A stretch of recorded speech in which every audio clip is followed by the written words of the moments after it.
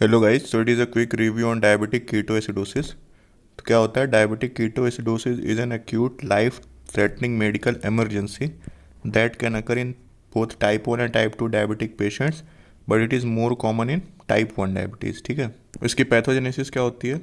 This is secondary to insulin deficiency and glucagon excess. देखो क्या होता है, मोर कॉमन होता है टाइप 1 डायबिटीज़ में। टाइप 1 डायबिटीज़ क्या है? इंसुलिन डिपेंडेंट डायबिटीज़ है। ठीक है, इसमें इंसुलिन की एब्सोल्यूट डेफिशिएंसी हो जाती है। तो अब क्या होगा कि अगर पेशेंट क्या हुआ, इंसुलिन थेरेपी पर रहता है, अगर इंसुलिन लेना बंद कर देगा तो इंसुलिन की डिफिशियंसी हो जाएगी, और इंसुलिन कम हो जाता है तो ग्लूकागॉन अपने आप बढ़ जाता है। तो क्या होता है इसमें पैथोजेनेसिस में? This is secondary to insulin deficiency and glucagon excess, both of which contribute to accelerated severe hyperglycemia and accelerated ketogenesis। ठीक है, क्यों हुआ ऐसा? एक्सेलरेटेड हाइपरग्लाइसीमिया क्यों हुआ? क्योंकि इंसुलिन की डिफिशियंसी हो गई। इंसुलिन अब क्या कर रहा है? ग्लूकोज को कम नहीं कर रहा, तो हाइपरग्लाइसीमिया हो गया। अब इंसुलिन कैसे ग्लूकोज को कम करता है? ठीक है, तो क्या करता है, सेल्स में ग्लूकोज का अपटेक बढ़ा देता है इंसुलिन। लेकिन अब इंसुलिन की डिफिशियंसी हो गई तो जो हमारा ग्लूकोज था ब्लड में ही रहेगा, सेल्स में नहीं जाएगा। तो अब सेल्स को एनर्जी नहीं मिलेगी। एनर्जी कहाँ से मिलती थी? ग्लूकोज से। तो अब क्या करेंगे सेल्स? क्या करेंगे, अब हमको एनर्जी कहाँ से मिलेगी? फैट सेल से। ठीक है, जो फैट है हमारी बॉडी में वो बर्न आउट होगा। तो अब अगर हमको फैट से एनर्जी मिलेगी तो फैट का मेटाबॉलिज्म होती है, तो क्या होता है, कीटोन बॉडीज फॉर्म होती हैं। तो यहाँ पे क्या होगा, एक्सेलरेटेड कीटोजेनेसिस हो जाएगा। ठीक है, तो ये इसकी पैथोजेनेसिस है। इसका नाम भी है डायबिटिक कीटोएसिडोसिस। ठीक है, तो इसमें कीटोन बॉडीज फॉर्म होती हैं। उसके बाद नेक्स्ट क्या है, severe hyperglycemia leads to an osmotic diuresis. ठीक है, अब ब्लड में क्या हो गया, बहुत ज़्यादा ग्लूकोज हो गया, तो क्या ब्लड का क्या हो गया, ब्लड की ऑस्मोलैरिटी बढ़ गई, है ना। तो उसकी वजह से क्या होगा, ऑस्मोटिक डायूरेसिस होगा, है ना। हमारा जो बॉडी का वाटर है वो क्या होगा, यूरिन के थ्रू बाहर जाएगा, है ना। तो which causes dehydration and volume depletion. ठीक है, उसके बाद नेक्स्ट क्या है, consequences of diabetic ketoacidosis include hyperglycaemia, है ना, क्योंकि इंसुलिन की डिफिशियंसी है। कीटोनीमिया मतलब कीटोन बॉडीज हैं ब्लड में, क्योंकि फैट से एनर्जी मिलेगी। और मेटाबॉलिक एसिडोसिस आएगा। एसिडोसिस क्यों होगा? क्योंकि जो हमारी कीटोन बॉडीज़ होती हैं वो एसिडिक होती हैं, एसिडिक नेचर में होती हैं। ठीक है, तो मेटाबॉलिक एसिडोसिस हो जाएगा। और वॉल्यूम डिप्लीशन, क्योंकि हमारी यूरिन के थ्रू क्या हो जाएगा, ज़्यादा से ज़्यादा फ्लूइड जाएगा, है ना, बाहर, क्योंकि क्या हो रहा है, ऑस्मोलैरिटी बढ़ रही है ब्लड की। उसके बाद क्या है ना। तो ये की फीचर्स हैं। की फीचर्स क्या होता है डायबिटिक कीटोसिस की? ये तीन चीज़ें हमेशा याद रखनी है। ठीक है, डायग्नोसिस बनाने के लिए। हाइपरग्लाइसीमिया होगा, है ना, उसका ब्लड चेक करेंगे। पॉजिटिव सीरम और यूरिन कीटोन्स होंगे, है ना, ब्लड में क्या कीटोन बॉडीज़ मिलेंगी, और कीटोन बॉडीज़ की वजह से क्या हो जाएगा, मेटाबॉलिक एसिडोसिस हो जाएगा। ठीक है, उसके बाद नेक्स्ट क्या है, प्रेसिपिटेटिंग फैक्टर्स। तो क्या होते हैं, एनी टाइप ऑफ स्ट्रेस और इलनेस। ठीक है, ये क्यों होता है? या तो पेशेंट क्या है, इंसुलिन लेना बंद कर दिया, है ना, टाइप 1 डायबिटीज़ का पेशेंट है, इंसुलिन लेना बंद कर दिया, तो उसकी वजह से डायबिटिक कीटोसिडोसिस हो सकता है। और क्या हो सकता है, किसी टाइप का स्ट्रेस इलनेस हो, जैसे इन्फेक्शन हो जाए, ट्रॉमा हो जाए, मायोकार्डियल इन्फार्क्शन, स्ट्रोक हो जाए, रिसेंट सर्जरी हो जाए, सेप्सिस, जीआई ब्लीडिंग, या कॉर्टिकोस्टेरॉइड ले ले। ठीक है, फिर सेकंड क्या है, इनएडिक्वेट एडमिनिस्ट्रेशन ऑफ इंसुलिन, है ना, वही है। अब नेक्स्ट क्या है, इसका क्लिनिकल फीचर देख लेते हैं, है ना। तो सबसे इंपॉर्टेंट क्या है, नोजिया और वोमिटिंग, है ना। सबसे पहले पेशेंट को ये स्टार्ट होगा, नोजिया और वोमिटिंग के साथ आएगा। डायबिटीज़ का पेशेंट है, नोजिया वोमिटिंग हो रही है उसको, है ना। और एब्डोमिनल पेन, ये चीज़ें, तीन चीज़ें तो याद ही रखनी है। ठीक है, उसके अलावा क्या होगा, कॉस्मोल रेस्पिरेशन होगा। इसको क्या बोलते हैं, रैपिड डीप ब्रीदिंग करेगा। ठीक है, जोरों से सांसें लेगा। एब्डोमिनल पेन तो हो गई, है ना। उसके बाद क्या होगा, फ्रूटी ब्रेथ ऑर्डर, है ना। फ्रूटी ऑर्डर क्यों होता है, एसीटोन की वजह से, है ना, कीटोन बॉडीज बन रही हैं। ठीक है, मार्क डिहाइड्रेशन होगा, ऑर्थोस्टैटिक हाइपोटेंशन, क्योंकि डिहाइड्रेशन होगा तो ऑर्थोस्टैटिक हाइपोटेंशन होगा। टैकीकार्डिया होगा डिहाइड्रेशन की वजह से। Volume depletion is always present, है ना। पॉलीडिप्सिया हो जाएगा, ज़्यादा से ज़्यादा पानी पिएगा, क्योंकि ऑस्मोलैरिटी बढ़ गई है ब्लड की। पॉलीयूरिया होगा, पॉलीफेजिया होगा, और वीकनेस होगी, है ना, क्योंकि डिहाइड्रेशन हो गया। अल्टर्ड कॉन्शियसनेस डिहाइड्रेशन की वजह से हो रहा है ना। ड्राउजीनेस, फ्रैंक कोमा में occur if not treated. Symptoms usually occur rapidly, typically in less than 24 hours, है ना। तो धीरे धीरे, मतलब 24 घंटे में पेशेंट को ये सारे सिम्टम आ जाएंगे। ठीक है, उसके बाद नेक्स्ट क्या है, डायग्नोसिस। डायग्नोसिस कैसे बनाएंगे, तो वही हाइपरग्लाइसीमिया होगा, है ना। Serum glucose typically more than 450 milligram पर decilitre, but less than 850 milligram पर डेसीलीटर, है ना। और in certain conditions, example alcohol injection, the patient may be euglycaemic. ठीक है, क्योंकि हमारा डायबिटिक कीटोसिडोसिस क्या होता है, अल्कोहल इंजेक्शन की वजह से हो सकता है, लेकिन उसमें क्या होता है कि यूग्लाइसेमिक होता है, मतलब ब्लड ग्लूकोज लेवल नॉर्मल रहता है। और क्या होगा, मेटाबॉलिक एसिडोसिस होगा इसी, है ना, क्योंकि कीटोन बॉडीज फॉर्मेशन हो रहा है। पीएच कम हो जाएगा, क्योंकि मेटाबॉलिक एसिडोसिस है, 7.3 से कम हो जाएगा। सीरम बाइकार्बोनेट कम हो जाएगा, है ना, क्योंकि एसिडोसिस हो रहा है। इंक्रीज एनायन गैप है ना, वही एसिडोसिस हो रहा है तो H प्लस आयन ज़्यादा होंगे due to production of ketones है ना। कीटोन कौन कौन से फॉर्म होते हैं, acetoacetate and beta hydroxy butyrate है ना, ब्यूटाइरेट। फिर कीटोनीमिया होगा है ना, ब्लड में क्या होगा, कीटोन बॉडीज मिलेंगी, serum positive for ketones and ketonuria है ना, यूरिन में भी मिलेंगे ketone bodies.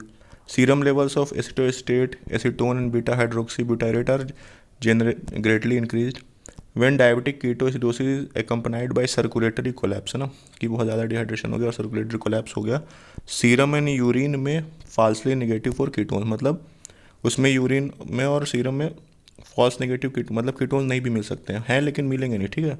This is because lactate production results in less acetoacetate and more hydroxybutyrate production, क्योंकि सर्कुलेटरी कोलैप्स हो गया तो क्या होगा, सेल्स को हमारी ऑक्सीजन नहीं मिलेगा तो क्या करेंगे, अब वो एनारोबिक रिस्पिरेशन करेंगे, उसकी वजह से क्या होगा, लैक्टेट का फॉर्मेशन होगा। और लैक्टेट क्या करता है, this is because lactate production results in less, अगर लैक्टेट का प्रोडक्शन ज़्यादा हो रहा है तो हमारा एसिटोएसिटेट का प्रोडक्शन लेस होगा, जो कीटोन बॉडी एसिटोएसिटेट उसका कम होगा, लेकिन जो हमारा बीटा हाइड्रोक्सी ब्यूटाइरेट प्रोडक्शन उसका ज़्यादा होगा, ठीक है। ये दोनों कीटोन बॉडीज ही हैं।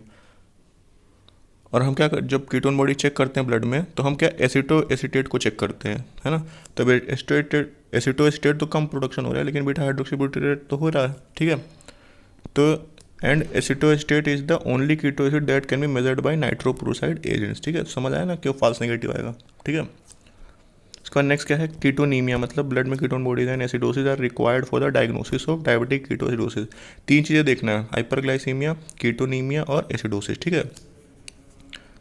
उसके बाद नेक्स्ट क्या है, differential diagnosis of diabetic ketoacidosis, ये इंपॉर्टेंट, ठीक है। किस में हो सकता है ये, एल्कोहलिक कीटोएसिडोसिस में भी ये सारे सिम्टम आ सकते हैं। Hyper smaller hyperglycaemic non ketotic syndrome में भी हो सकता है, जो टाइप 2 में कॉमन होता है, डायबिटीज़ टाइप 2 में। हाइपोग्लाइसीमिया भी सारे सिम्टम आ सकते हैं तो अपन कंफ्यूज कर सकते हैं कि हो सकता है सेप्सिस हो गया, इंटॉक्सिकेशन हो गया, मेथेनॉल एथेनॉल सैलिसाइलेट्स इंपॉर्टेंट है, ठीक है। एथिलीन ग्लिसरॉल पैराल्डिहाइड आइसोप्रोइल अल्कोहल, ठीक है। उसके बाद नेक्स्ट देख लेते हैं क्या है, अदर लेबोरेटरी वैल्यू एबनॉर्मेलिटीज़, और क्या क्या दिखता है इसमें, हाइपरोस्मोलैरिटी दिखेगी।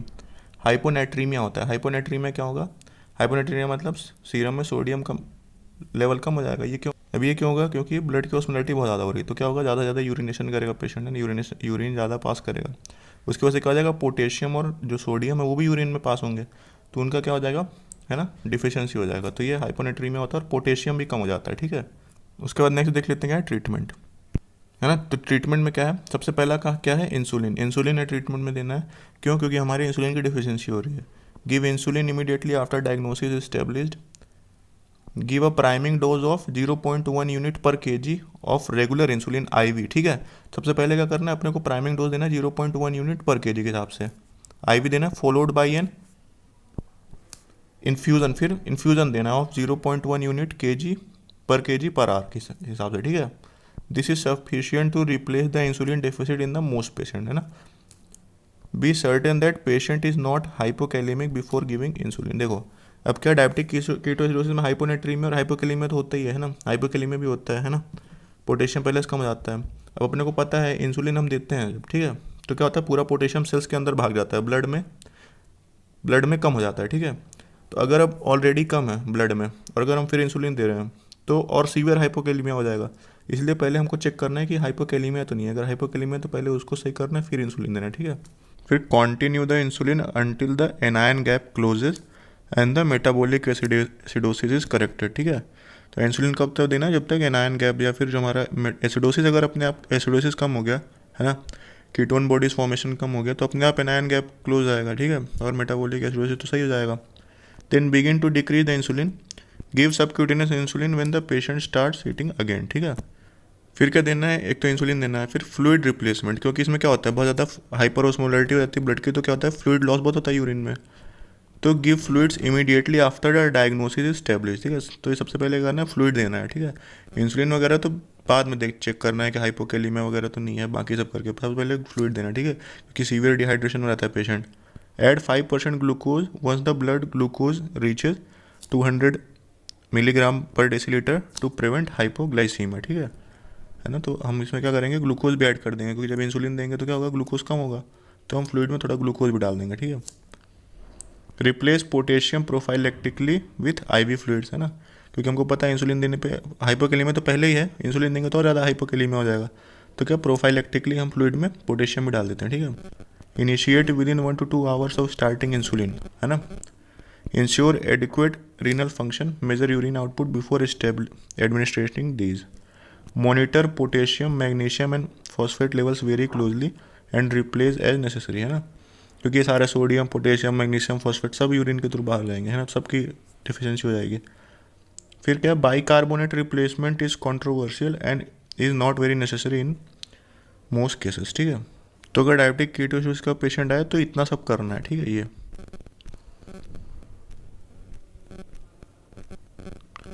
so guys, if you liked this video, please take a minute to like, subscribe and share.